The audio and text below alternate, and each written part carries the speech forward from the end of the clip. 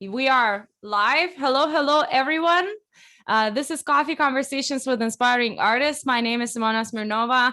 This is 12:33 EST. I'm currently in New York City, and I've been hosting these coffee conversations with inspiring artists for the past 9 months. I started in May as my response to the pandemic.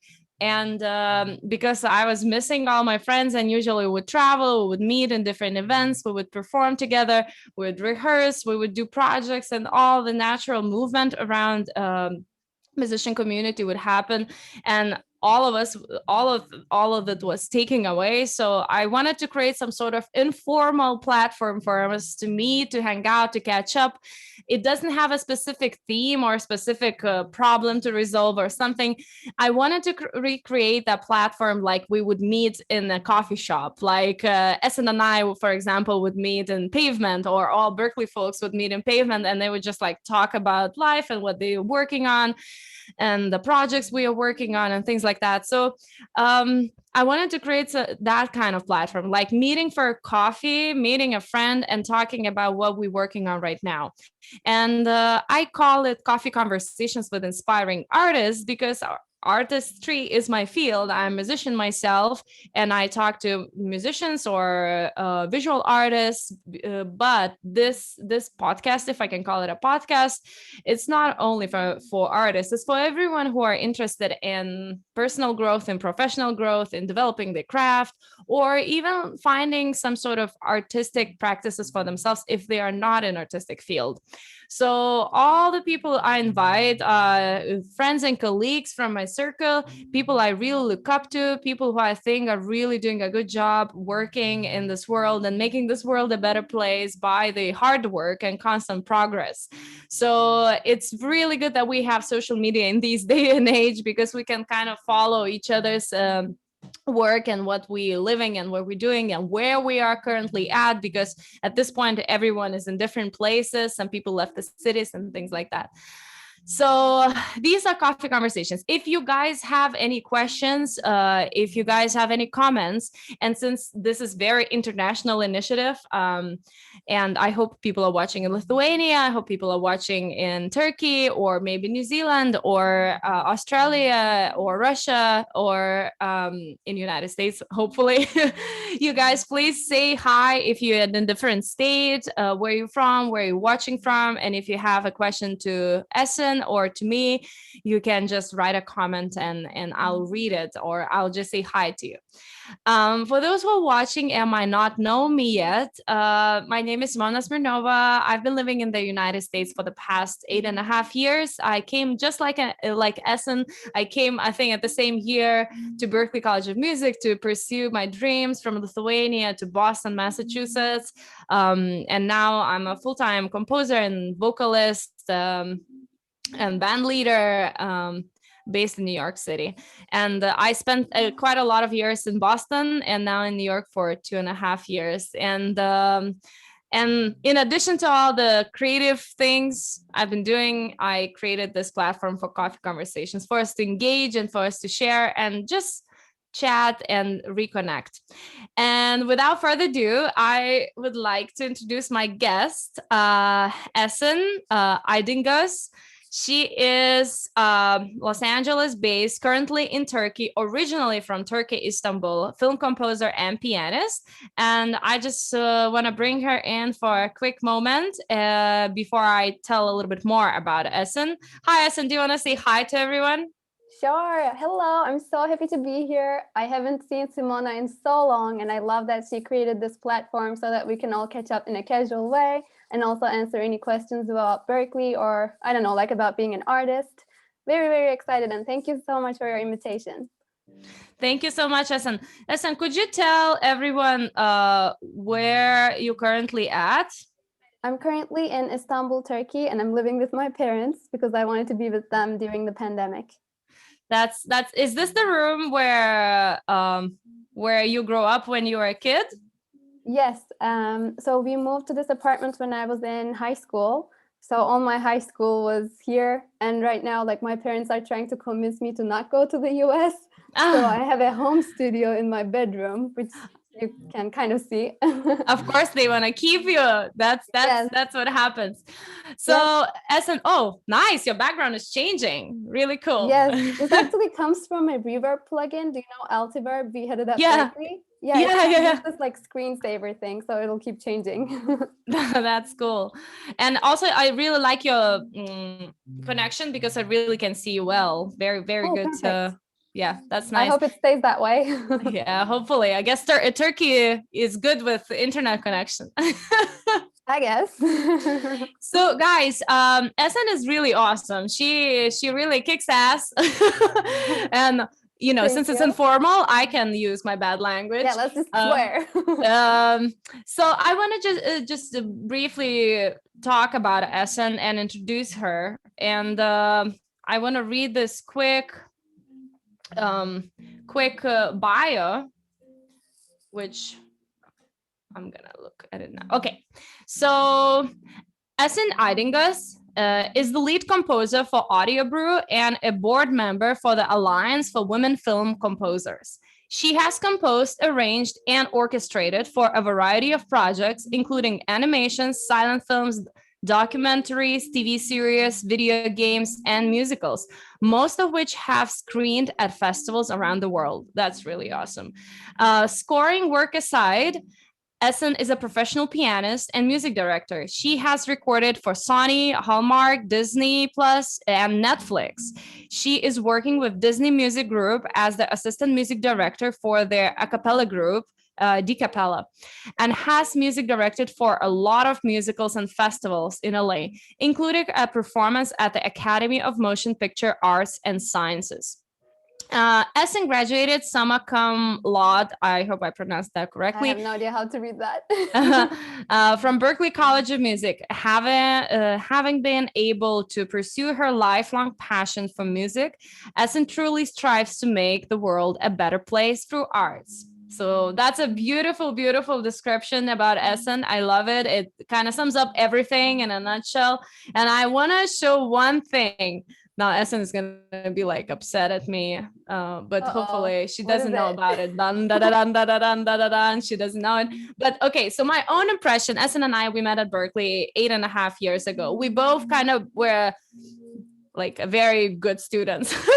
Oh, yeah. We would do all the homework and had all the questions, and we were very kind of really serious about school and about work at school. So we took this arranging one class together with Rich Grudzinski, and you know, Esin was always so tired doing all the homework. So one time I turned to her and I took a photo of her and I said, Esin, stop sleeping.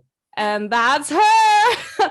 So this is Esin at Berkeley at Rich Grudzinski's class, arranging one, doing her homework, all.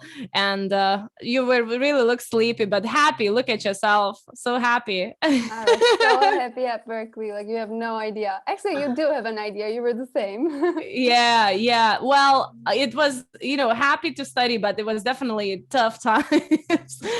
Tough times. We can touch on that a little bit more. I was so afraid you would like show an old project of mine that sounds like terrible meeting, gross arranging. So I'm so glad like it ended up being the picture. Totally fine. Yeah, I wanted to find the photo where we both doing homework together. There's a selfie we took, but I couldn't find it. I don't know where is it. It's somewhere. I hope I have it. And we like have pencils in our hair. I remember, yeah. So guys, I see people are joining. Guys, say hi where you're watching it from, and what city or what country or what state. It's always nice to see who is in the audience.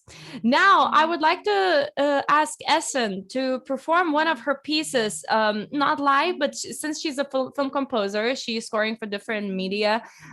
She agreed to show one piece of animation she scored music for. For people who are not in music world, scoring means composing music for film. So when you guys watching animation or film or some sort of visuals, there's music in the background. Someone has to compose it, someone has to conduct it, either live musicians or sequence music. So could you tell a little bit about the process of this piece you're going to show?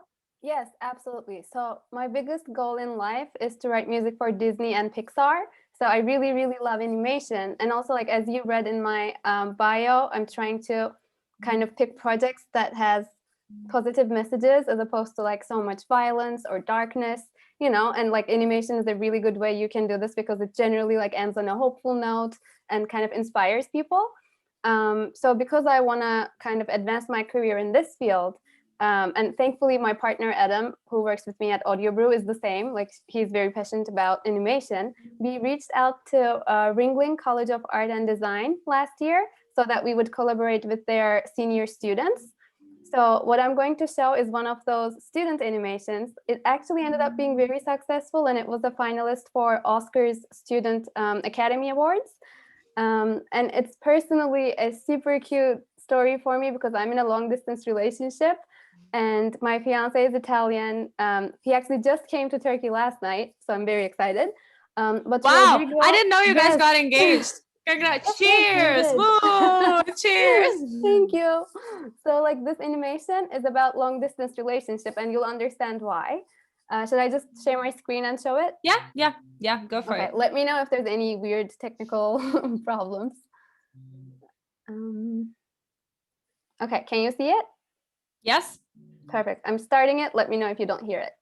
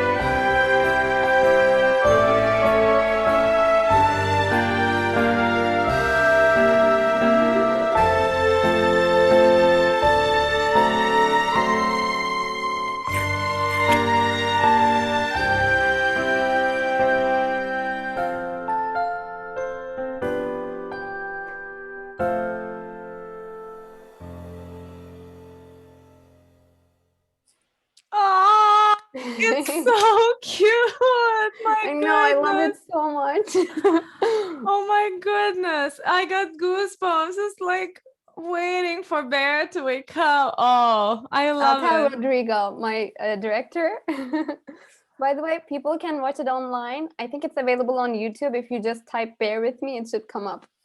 It's really sweet. And I love the music as well as animations. It's really Thank sweet. you. It's really, and it's also, I never thought about it, like that bears have the set schedule for sleeping, but it's so cute how it was written in the calendar, triple Z's.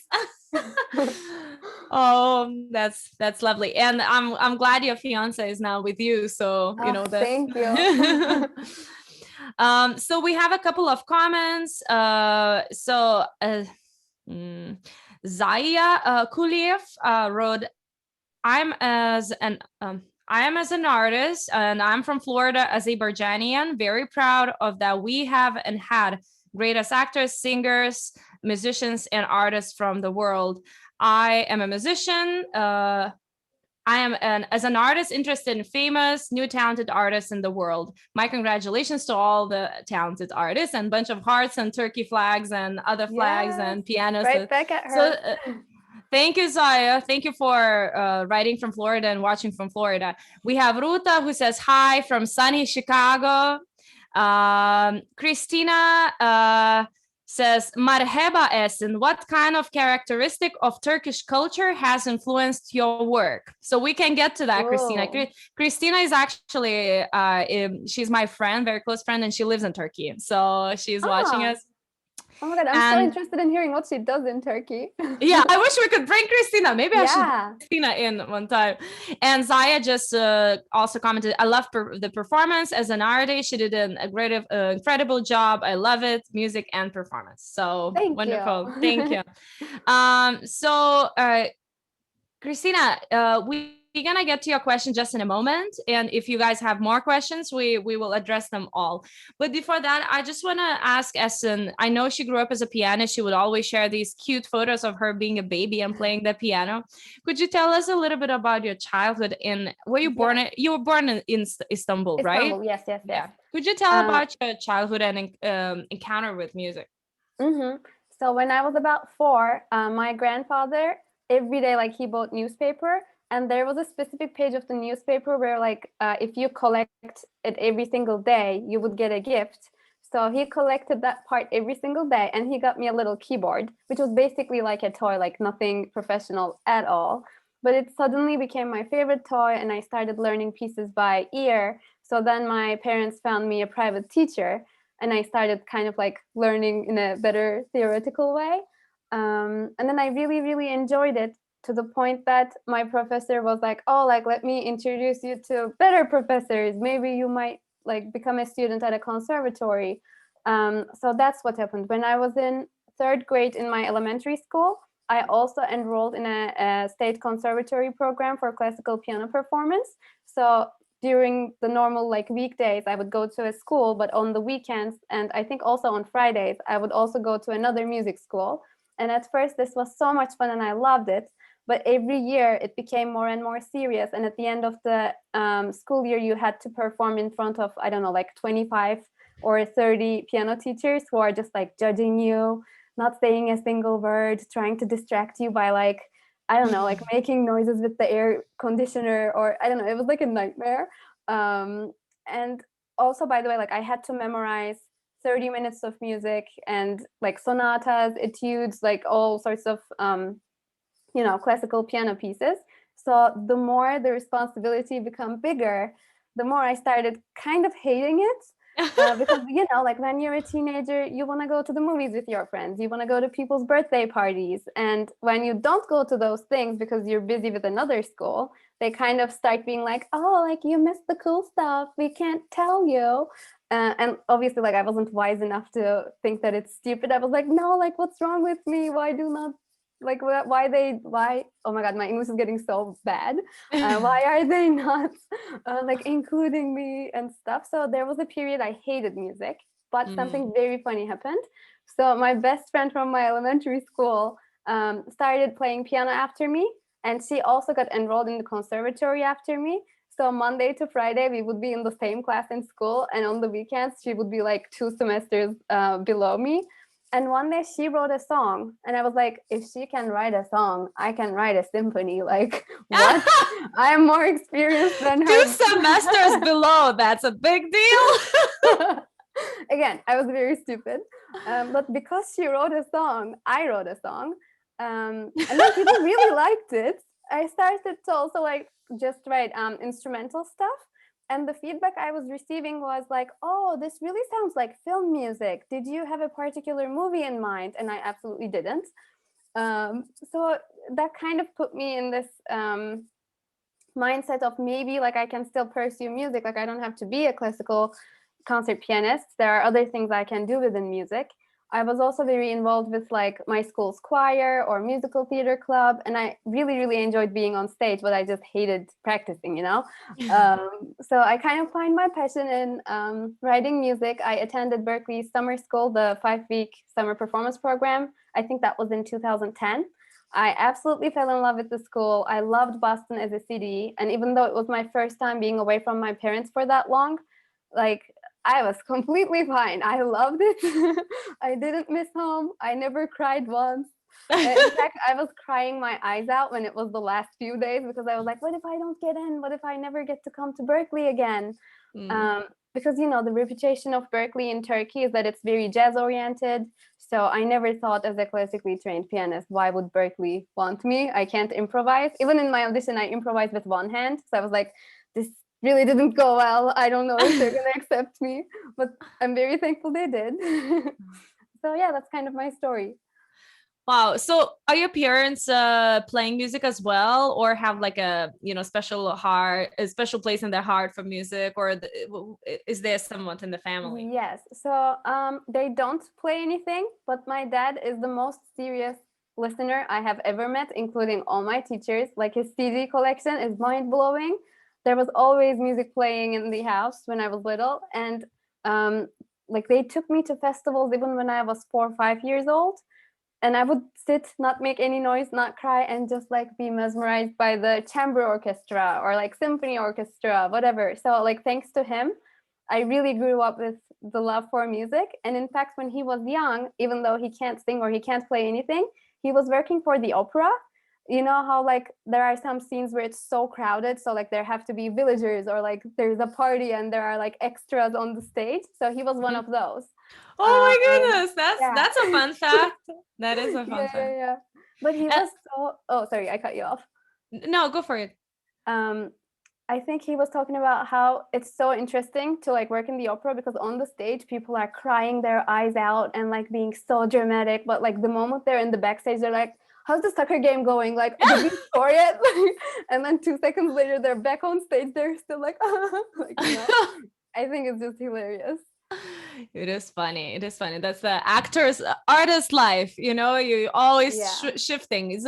But it carries, you know, it's an opera like that, but it carries in our daily life. We have to wear a lot of hats all the time. You know, here we are teaching the little kids playing piano, then we're scoring something, then we're going to conduct, then we're booking and answering emails and doing like secretary work. And then, you know, it's just like it's a very wide range of things we have to do as an artist, at least in this stage. I love it, except for the emails. Like, you don't like emails?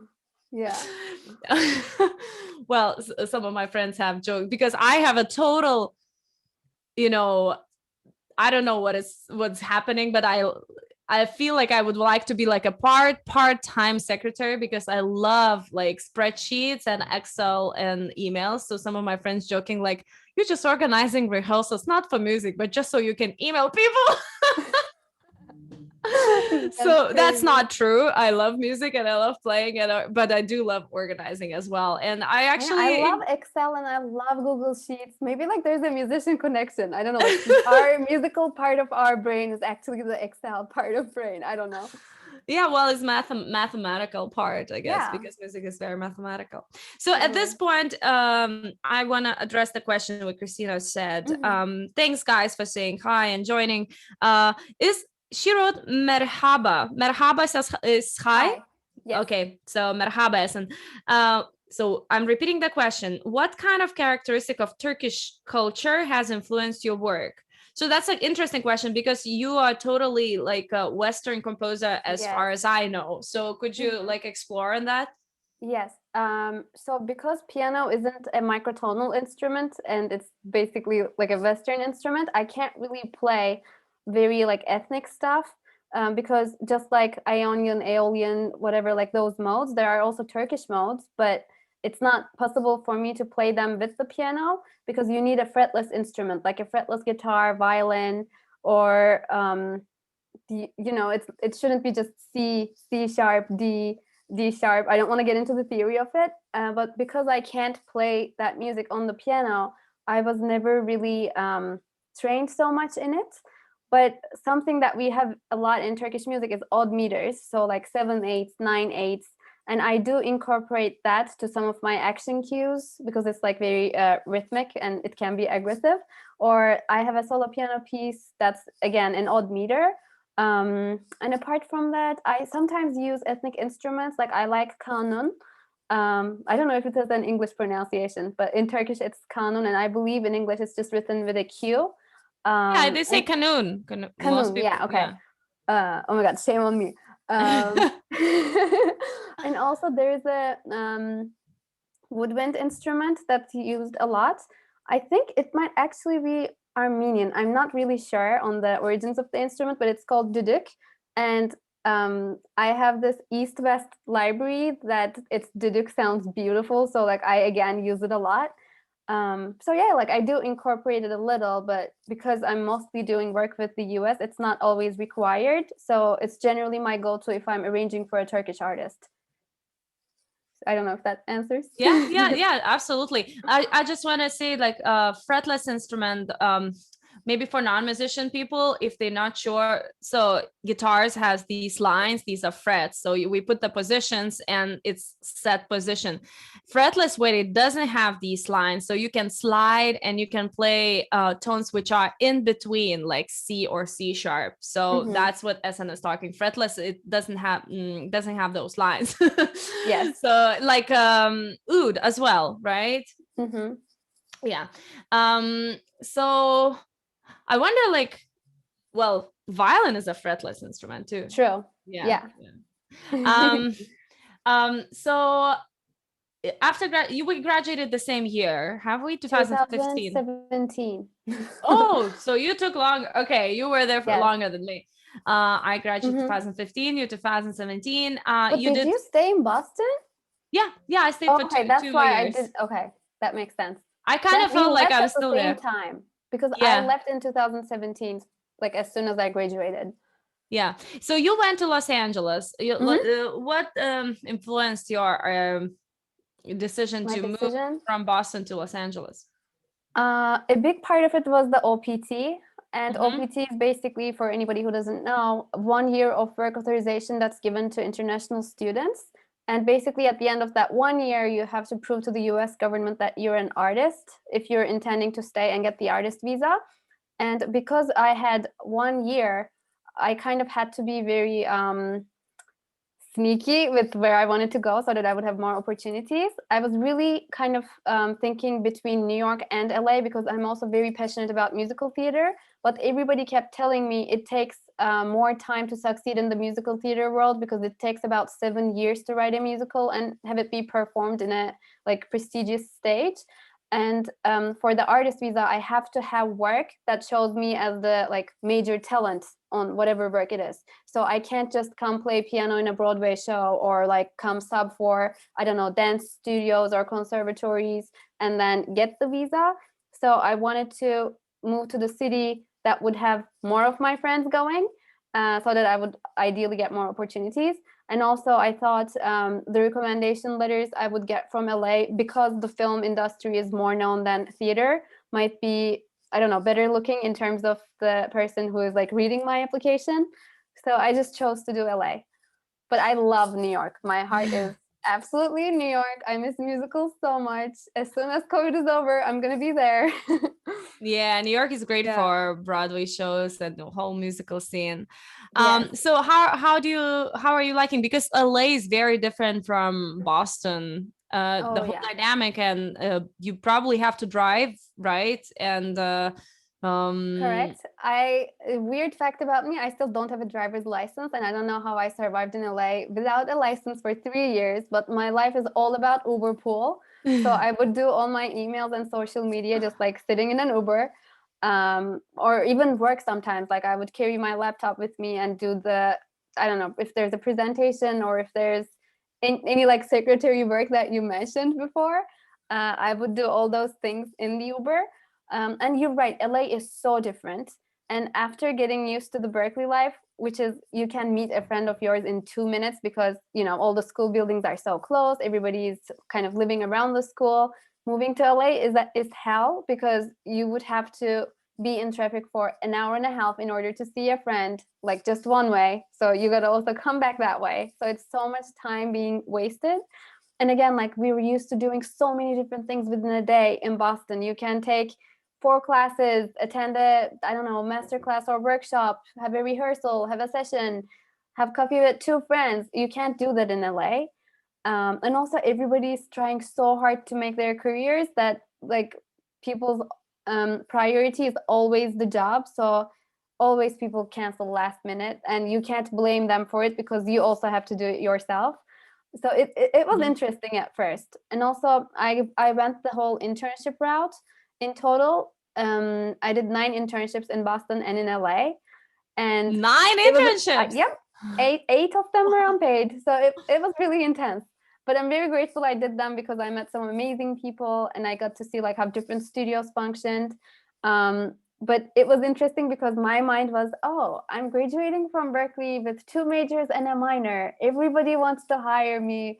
This is gonna be great. And then like in your internships, you don't really get to do prestigious stuff. You know, you're like cleaning kitchens, answering phone calls, dealing with UPS guys.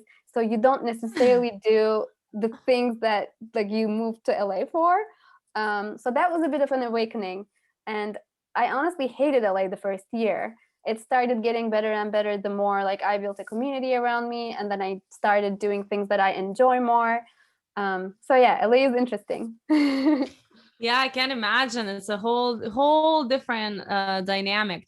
You mentioned a very good point. So people like go to school and they do really well in school and they get good grades and they have a couple of majors, but then they come out and they do expect that, I paid all this money, I put so much work, like, like doctors would do or something, and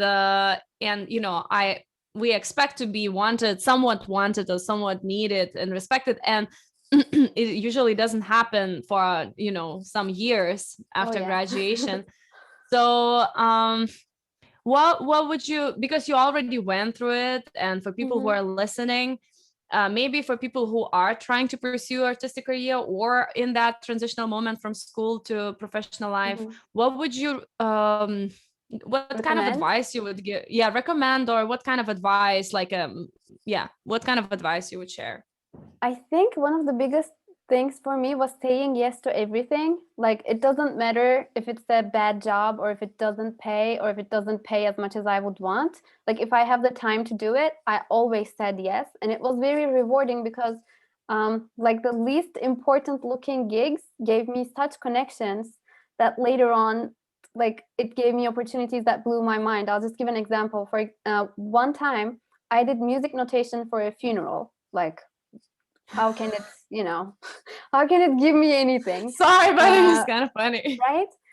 By the way, the funeral was at Walt Disney Concert Hall, which is insane because it was of a very, very successful female lawyer who was really fighting for equality for the lawyers, so that there are more female lawyers working in the industry. So by doing music notation for that funeral, I then recorded for Disney Plus in Utah because I met an arranger who arranged for the funeral, and he just saw on social media that I was playing piano, and last minute he had to go to Spain, so he couldn't go to Utah. So he called me, and it blows my mind. Like, wow, LA is so mysterious. You don't get opportunities from the people that you would think are closest to you and you would think would help you so much. It just comes from the most random places. So like never underestimate a gig, or just like help people because you want to be in the scene and you want to learn. Like just because you graduate doesn't mean you're perfect and you're ready to have the biggest gigs. Like that's not true. Like even people who are in their 50s, like yes, like they score their films, but they also help their friends on their projects because it's like a communal thing. You can't just be an orchestra yourself. You can't do everything by yourself. Whatever you do, it's like always a better outcome when you collaborate. So saying yes to everything, and if you don't know, definitely figure it out before you do it, because saying yes and not being able to deliver is also like a no-no. You don't want to, ruin your reputation. But yeah, like that's my biggest advice. Yeah, that's I also agree. It's definitely, I feel like that's the attack plan I used and still using when I moved to New York, because it was also totally from scratch. Everything was from zero again. So just kind of also trying notating, accompanying other people, Yes. performing here, performing there, arranging some small thing, doing, it's just kind of like a whole bunch of things. What other people, when they hear, they get spaced out just from listening to it. You know, some people would say like, I watch you do things, I get tired just from watching it, like social media. So but Yeah. it is, you know, it is our passion. So you know, you kind of like it, you enjoy the ride. And I think that having different kind of things to do, like arranging and notating and orchestrating and accompanying, it keeps us kind of fresh. We don't get Oh, bored, I think. absolutely. Yeah. I agree with that so much. And also from a time standpoint, like if you're doing notation work, you have more of a guess about how much it's going to take in terms of your time. But when you're composing or arranging, you can always like make it better. You can improve the arrangement, or you can improve the mix, or, you know, like until the deadline hits, you can always improve something. So in a way, it's very draining because it's never done until you decide that it's done. So like I love doing notation work because I know like if the notation is there, it's done. Like there's nothing more I can think about it, you know? So yeah, it's very, very refreshing. And it also lets you network with people within the music industry. So I love it. Yeah, yeah. So I think on my coffee conversations, you are the very first film composer. I had a lot of performers, Yay. and yay. And I feel like people who are watching, you know, if they're not in the music industry, they have a better understanding what performers' life look like, because it Mhm. includes performing and, you know, rehearsing, practicing, keeping in shape, collaborating, and things like that. Could you share a little bit how does the life of and routine of film composer looks like in order to stay in shape, creatively, I and, you see. know, just engaged? Um, I'm trying to work in as many genres as possible because that's very educational and very fun for me.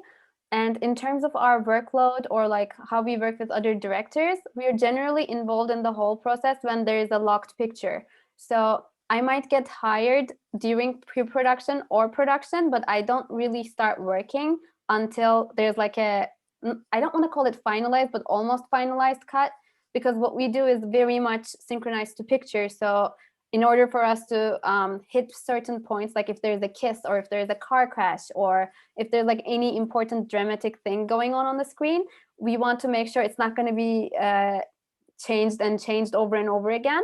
So as I said, we're involved in the last bits, but that's a little disadvantages because by the time that they're finally thinking about music, they're already out of budget because like it's the end of the whole process. And also like if they had a designated time of releasing the film, like even if things got late and came to you late, like they can't really change the release date, or they can't really change the submission dates for festivals. So like oftentimes what we do is very rushed, because it's like, hey, like I only have 3 weeks, can you please do this film? And I'm like, sure, I have like 5 other things, but let me make sure I do it. So it's a lot of pulling all-nighters, but it's worth it. Like at the end when you see the product and when the director is so happy that like you gave that life through music and sound. But I don't do sound, but like in my company AudioBrew we also do sound. So like it's really nice seeing their excitement and seeing them be thankful, because like unlike live music, we don't really get to see the audience's reactions. So if someone likes it or doesn't like it, we don't know. We never get to see their smiles. We don't get to hear them applaud. So we don't have that like artist connection. So basically like my only connection is with the producers and with the directors, or like sometimes cinematographers or other people involved in the production. So it's really important what kind of feedback I get. And also there are so many revisions, because even if I write like the best music in my mind, it might be the complete opposite of what the director wants. And essentially I'm not there to create the best music, I'm there to create the best music that fits the vision of the director. because, you know, the film is the director's baby. Like, he was breathing the film, writing the film, shooting the film. So in that regard, like, I'm trying to be as creative as I can, but I also try to respect the vision of the director. And sometimes they deliver us a temp track. So like other music that already exists that they send us so that we see what kind of a world that they want to create with music. But sometimes they have no clue what they want. And it's so much fun to create something from scratch and have like a completely white page to kind of paint on. But it's also risky because they might hate it. So every project is different and every collaboration is different. But I really enjoy it. Yeah, well, it seems like you really do enjoy your career. And you know, it's interesting to see because we all kind of the same Berkeley gang, all, you know, friends from the same time. I think that you probably one of the most successful and the most like goal oriented, very clear vision person. And you know, as much as I follow you on social media, I felt like you just continuously working. There's no like ups and then silence and then but it's always like a very constant, consistent pursuance and hard work. And the fact that you did 8 or 9 internships really shows that. Thank you so much. Really shows that, because yeah, I can, and you're still so young. So I'm blown away. I'm really looking forward to see like where you're gonna be like in 10 years. It's gonna be like crazy, you know. Likewise, every single time I open my Facebook, there's another gorgeous picture of you, either in an interview or on a stage, and like it's seriously so inspiring. And like, thank you so much for saying all these beautiful things, because in my mind I'm like, you know, I've been in my pajamas for the past year, just like writing music from my bedroom. Like, there's nothing amazing about it, but it's still nice that people think I'm going forward and that I'm always busy, which I have been. And I can kind of give an advice about this. I always overbook myself because like there are always projects that do not go through or that they change the timeline. So if I only take on them and close other doors, I feel like I would just be like sitting without doing anything, waiting for the next gig. So like, even if I have so much on my plate, I still network even during the pandemic. Like, I attended so many online virtual networking events or even cold email people. And it doesn't always work, but it's just like planting seeds for the future. Yeah, so, absolutely. Yeah. Absolutely. We have a couple of questions. Yay. So this is a... well, Aaliyah is sending hearts, and oh my God, Aaliyah I miss her. because Aaliyah was one of the first guests on the show of mine, and Aaliyah is also from our gang, kind of Berkeley times. Hi, she should Aaliyah. Answer all the microtonal questions. Doesn't she play oud? Yeah. Yes. Yes. Aaliyah plays oud. Now, my friend Christina is having a biased question. Here it goes. Esin, what are your earliest memories of Simona? What are the most interesting aspects about her work that rings your bell? I think at Cafe 939, I came to one of your gigs, but I came early. And like, instead of seeing the show, I got to see your rehearsal because of my class schedule. And you were wearing this gorgeous, like dark red, wine red kind of dress. Do you know what I'm talking about? Yeah. You took a photo. I remember. Oh, yes. And I was like, oh my God, like, she's so professional. Like, she's technically a student, but you know, you were guiding all the other tech crew and just doing it. So I had so much respect for you, and I always had so much fun with you in the classes, and I was looking forward to it. So, you know, just your biggest fan here in Turkey for the past 8 years. Thank you. Oh my God, we know each other for 8 years. Yeah, I know. Wow. That's crazy. That's crazy. Thanks, Esin. My biggest is that arranging one class. It was so funny. That's how it all started. Yeah. And Ruta is asking, Esin, have you met or encountered fellow Berkeley alumni, Lithuanian American Kęstutis Daugirdas, also based in California, who has also written music for animation? He also teaches and composes. Do you know him? Wait, can I hear the name again? Kęstutis Daugirdas. I'm not sure. Or in I know- Lithuania would be Kęstutis Daugirdas. I want to say no, but I'm gonna feel so bad if I actually know him. No, And I actually so bad. because Kęstutis, I know of Kęstutis. Kęstutis, he graduated not way, but a couple of years before we entered. So I think he just moved to LA way early, earlier than you. But he is also in Los Angeles. And he's a great film composer, and yeah, and we didn't have that many. Yeah, maybe I can put you guys together somehow. Yeah. He's very active and a very nice person. When I was thinking of going to Berkeley, there's not many Lithuanians who went to Berkeley. So I kind of reached out to him, and he shared some advices and experiences of his at Berkeley as a film composer. And we had just a couple of other Lithuanians in the history, so because we're so small, and it's just like this, if there's one Lithuanian in the year at Berkeley, that's a lot. Oh my God. And we're very like proud of it. Ottoman Empire during my time. There were so many Turkish people. Yeah, well, Turkey is way bigger country, and I think that also the financial aspect, but it's probably for everyone. Like Berkeley is an expensive school, so to get there it takes a lot of figuring out to do.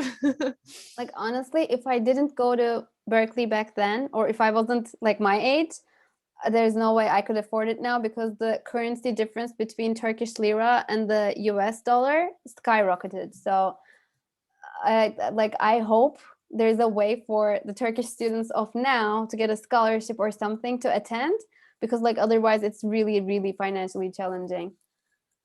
Yeah, definitely. So I want to kind of close out our conversation.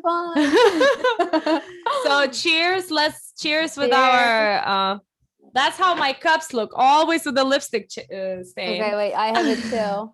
Gross a little. Thank you everyone, guys, for watching.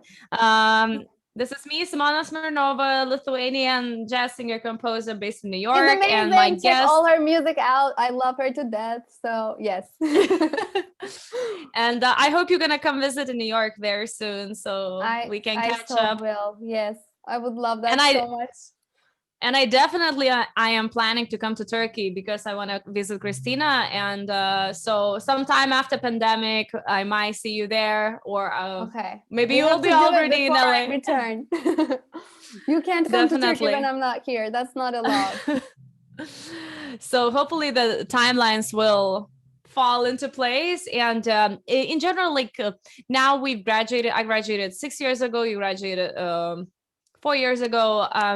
It's interesting to see how these relationships we build through school kind of takes their own shape, and we all travel to different parts, and some of us even find partners from the same field, and just kind of this network fabric around the world where you feel like in any country or continent you're gonna go, there's gonna be a friend. Yes, I love that. Right. By the way, wherever we meet, we have to arrange together and honor our class with Rich Kurdzinski. So that's happening whether in New York or in Turkey or in LA. Or in LA, who knows? So Esin, thank you so much for joining. Thank you everyone for watching us. This video will go shortly on my YouTube channel, Simona Smirnova, and it has a playlist, Coffee Conversations with Inspiring Artists. I've been doing these shows almost every week. Esin is my 22nd artist, and I'll be going until the pandemic will be completely over, if that's gonna happen. Once we're gonna start be able to travel, then I probably will have to retire from this, but I'll have this whole database of talks. But thank you guys, and I'll see you next Coffee Conversations.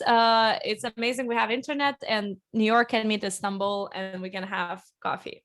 Thank you so much again. Bye. Bye, Esin. Thank you so much. Bye.